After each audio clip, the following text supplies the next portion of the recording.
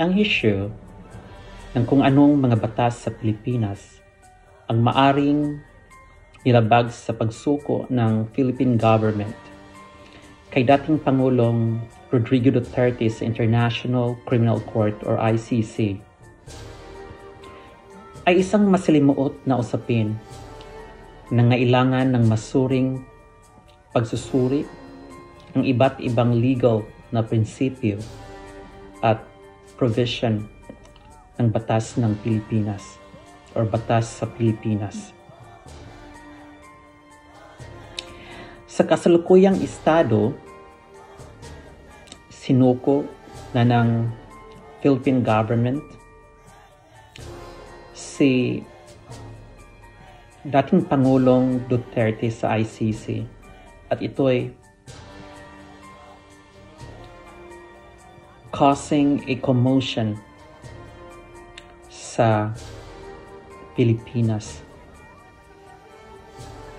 Daming mga nalilito, daming mga naguguluhan at nadismaya or nalungkot sa posisyon ng Philippine government. At ang tanong ay, ano ang mga batas na nilabag ng Philippine government sa pagsuko sa dating Pangulong Rodrigo Duterte sa ICC? Unahin natin ang Saligang Batas ng Pilipinas or the Constitution of the Philippines. Section 2, Article 2, National Sovereignty. Ang Saligang Batas ay nagtataguyod ng soberanya ng Pilipinas. Ang pagsuko ng isang taong Pangulo sa isang international court ay maaring ituring ng ilan bilang isang paglabag ng soberanya ng bansa. Lalo na kung ang gobyerno ay hindi kinikilala ang jurisdiksyon ng korte. Ang argumento ay maaring tumutukoy sa ideya na ang paglilitis sa isang dating pinuno ng bansa ay isang panlabas na entity ay nagpapahina sa otoridad at independence ng system ng justice of the Philippines.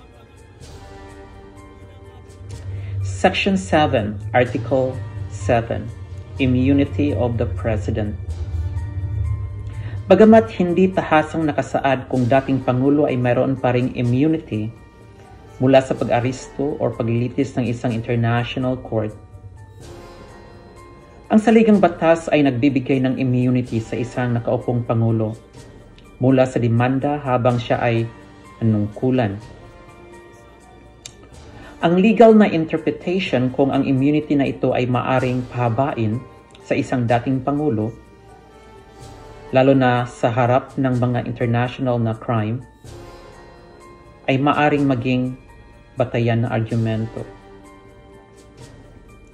Section 12, Article 3, Rights of Persons Under Investigation. Kung si Duterte ay itinuturing na nasa ilalim ng investigasyon ng gobyerno ng Pilipinas, kaugnay ng mga parehong allegation sa ICC,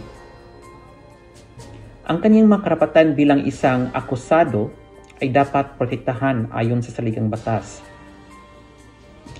Ang pagsuko sa kanya sa ICC ay hindi muna isinisagawa. Ang sariling imbestigasyon at paglilitis sa Pilipinas ay maaring ituring na paglabag sa kanyang karapatang constitutional.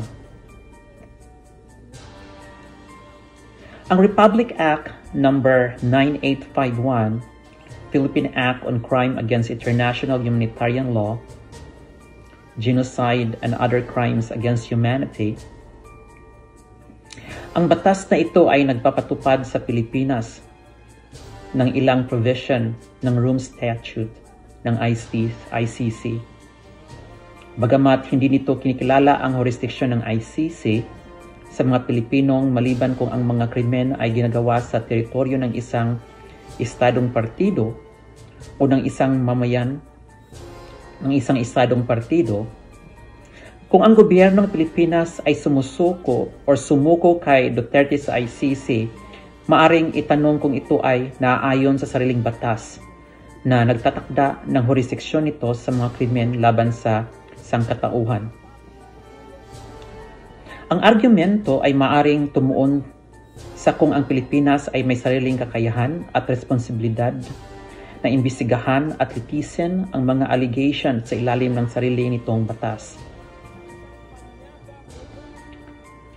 Ang Vienna Convention on the Law of Treaties. Kung ang Pilipinas ay isang signatory sa Rome Statute, ang mga obligasyon nito sa ilalim ng convention na ito ay maaring masuri. Ang pagsuko kay Duterte sa ICC ay maaring ituring ng ilan bilang isang pagtalikod sa posisyon ng Pilipinas na hindi kumikilala sa jurisdiction ng ICC. Mga posibleng legal na argument laban sa pagsuko. Paglabag sa soberanya. Ang pangunahing argumento ay ang pagpapahintulot sa isang panlabas na korte na litisin ng isang dating pinuno ng bansa ay isang paglabag sa soberanya ng Pilipinas at sa karapatan nitong pamahalaan ang sarili nitong mga affairs. Kawalan ng ratification. Dahil hindi niratifika ng Pilipinas ang Rome Statute or Statute, ang argumento ay maaring tumuon sa kawalan ng obligation sa ilalim ng international law na sumusunod sa mga utos ng ICC. Kakayahan ng pambansang sistema.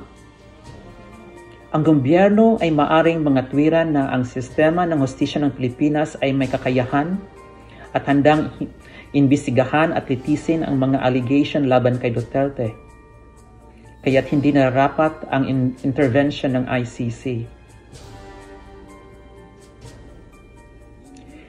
Due process at karapatang constitutional. Ang pagsuko kay Duterte nang hindi muna dumaan sa nararapat na proseso sa Pilipinas ay maaring ituring na paglabag sa kanya ng karapatang constitutional.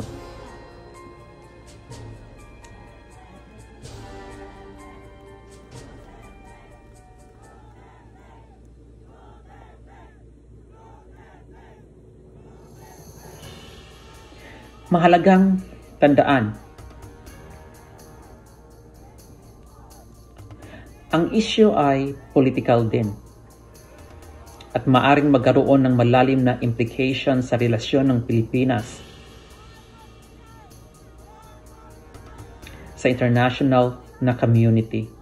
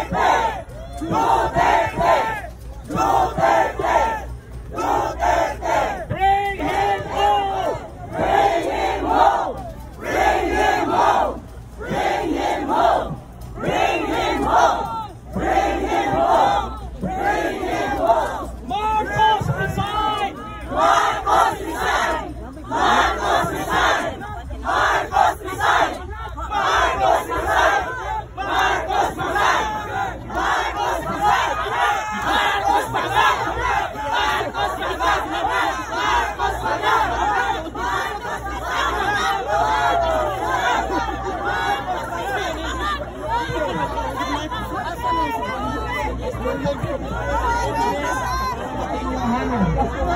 Ito yung guide. Nasaan yung guide? Saan yung guide? Saan? Guide mo. Saan?